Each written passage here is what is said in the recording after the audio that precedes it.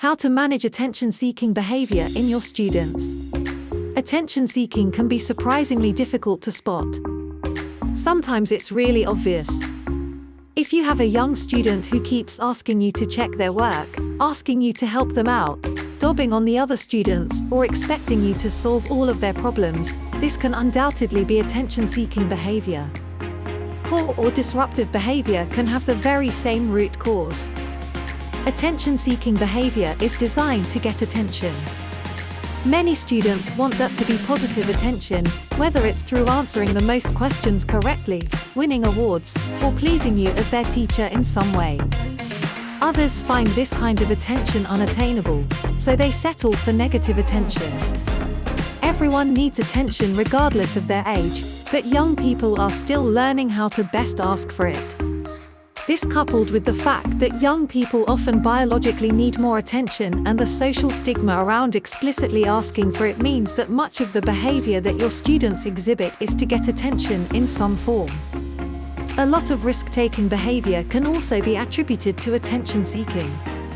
People naturally want to feel like they are a part of the group. Social status and relationships are inherently important, especially for teenagers who are trying to find their place in the world. We all know that teenagers sometimes do some really dumb things to try and fit in and impress their friends. The need for attention runs deep, and they need to have safe outlets. Strategies for managing attention-seeking behavior. Attention-seeking behavior of all types needs, well, attention.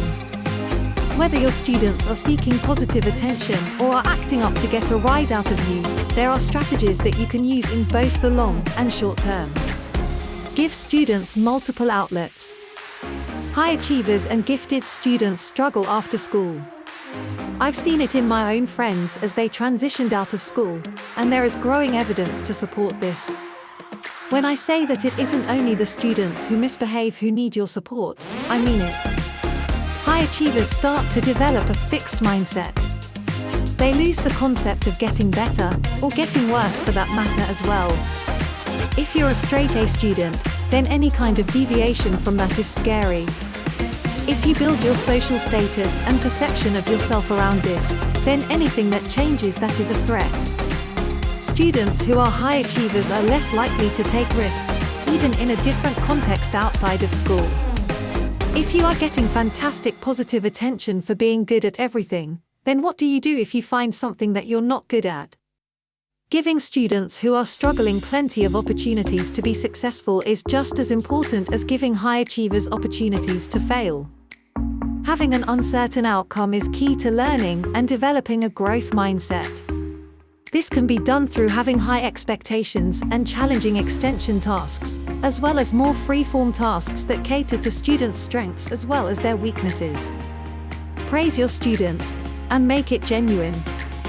Consistent process praise is one of the most effective tools that you can use as a teacher. It is essential that you maintain positive regard for all of your students, which can be a challenge if they are constantly craving your attention in one way or another. This technique works especially well for those students who are seeking negative attention. All of these students just want attention, but in their experience, negative attention is easier for them to get. If you make it easier or more reliable to get positive attention, they are likely to improve their behavior. A word of caution though, these students are experts at sniffing out when you don't mean it. If you come across as condescending or insincere, your praise will have the opposite effect and you will lose their trust. The easiest way to present this is to do some work yourself on genuinely seeing the best in them. This can be difficult to do depending on how your own needs are being met, but developing genuine and unconditional positive regard is the best way to win these students over and give them what they need. Help your students find people to look up to. Role models are essential for every young person. If you don't give them one that will be a good influence, they will find one that will be a negative influence. Teachers can very quickly become role models for their students. If this is the case, they're going to be positive ones. Very few students look up to their teachers because they're controlling, ambitious, arrogant, and get what they want. If they're going to find a role model with those qualities, they will look elsewhere. What you want to do is make yourself as inviting of a role model as possible. Having someone who they can have a more personal connection with, even if it is more one-sided, because you are their teacher after all, can do wonders for a student who is not getting the attention that they need. Simply having someone who they feel gets them can help support their engagement and learning, as well as give them an outlet that isn't poor behavior. Build their language. A lot of the strategies that I've mentioned already work well in the short to mid-term, but what about long-term? What about when your young students get to high school, or your high schoolers enter the world of uni and work? You have a great opportunity to teach them some life skills here that will help them for the rest of their lives. If you have attention-seeking students, they are really asking for attention. Giving them the language and confidence to actually verbally ask for this attention can be a real game changer. I'm the kind of person who needs a lot of attention. I like to run around and chat with people all day and really struggle to spend a lot of time on my own. I'm lucky that I have a mum who is very similar. From when I was a little kid, she taught me that if I want attention, I should just ask. If I want to hang out with her and she's busy or brushing me off, it's probably that she just hasn't understood what I need. I was taught to go up to her and say, "Hey mum, can we sit and talk for a bit? I need some attention right now." My sister also has ASD, so this was really useful for her.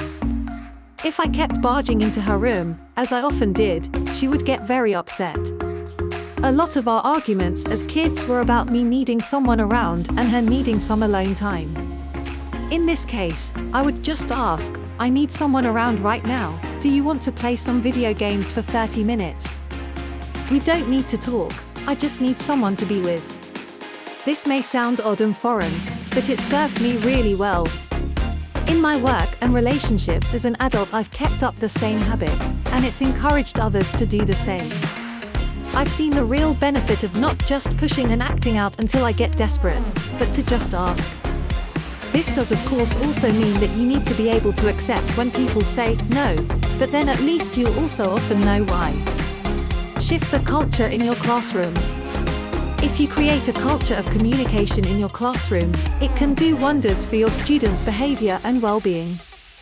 Creating a space where people actually express what they want without fear can be incredibly empowering and supportive of every student and their needs. This can be really difficult with teenagers who are not used to this, so it is best to start small. Model some first, and let your students know how you feel in certain situations. Encourage them to do the same so that you can better understand them, their actions and their needs, and build up to getting them to express what they need before an incident occurs. This takes some time and a lot of consistency, but the effect will compound and benefit you and your students well into the future.